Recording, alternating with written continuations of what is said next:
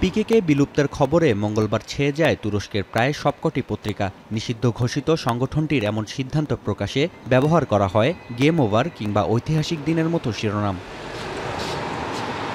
গেল ফেব্রুয়ারিতে যোদ্ধাদের আত্মসমর্পণের ডাক দিয়ে সংগঠন বিলুপ্ত করার আহ্বান জানান ২৬ বছর ধরে কারাবন্দী নেতা আবদুল্লাহ ওকালান। এরপরই তাৎক্ষণিক অস্ত্রবিরতির ঘোষণা দেয় কুর্দিস্তান ওয়ার্কার্স পার্টি পিকেকে। আর সোমবার কফিনের শেষ পেরেক হিসেবে সংগঠন বিলোপ ও অস্ত্র সমর্পণের মাধ্যমে বিদ্রোহে ইতি টানার বিষয়ে আসে ঘোষণা।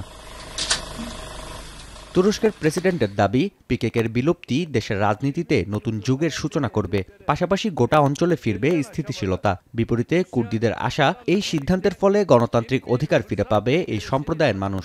Belirli Kürt halkının sosyallaşması için kendini gösteren bir. Gerçekten mesele sadece PKK'nın silah bırakma kararı olmamalı. Kürt sorununa odaklanmalı, Kürt sorunu sahiplenmeli.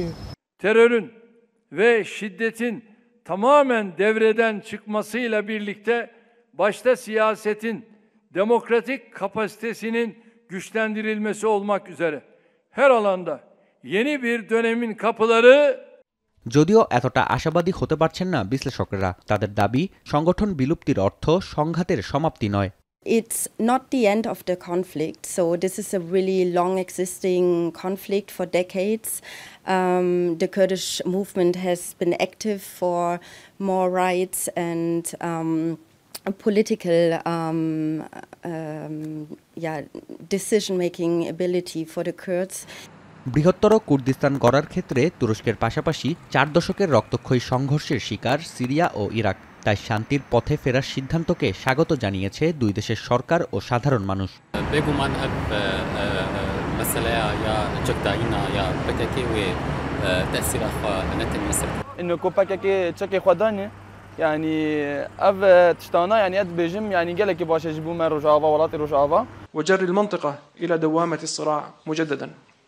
نجدد دعوتنا للمجتمع الدولي بضرورة فرض المحاسبة على إسرائيل والتمسك بالقانون الدولي، ونطالب بالتنفيذ الكامل لاتفاقية فض الاشتباك لعام 1974।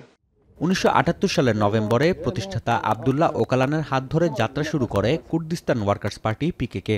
এরপর ১৯৮৪ সাল থেকে অসংখ্যবার তুরস্কের সঙ্গে যুদ্ধে জড়িয়েছে গোষ্ঠীটি। দেশের দক্ষিণ পূর্বে স্বাধীন কুর্দি রাষ্ট্র গঠনের দাবিতে বিদ্রোহ শুরু হলেও গেল কয়েক বছরে তুরস্কের সাথে থেকেই বৃহত্তর স্বায়ত্তশাসনের লক্ষ্যে লড়ছিল গোষ্ঠীটি। গেল ৪ দশকের লড়াইয়ে প্রাণ হারিয়েছেন কমপক্ষে ৪০,০০০ মানুষ। নাফিয়া আরমান মনন, এখন বিশ্ব। একনল হ্যান্ড ওয়াশ ১০০% প্যারাবেন ফ্রি, তাই নিরাপদ হাতের জন্য আস্থা রাখুন একনলে।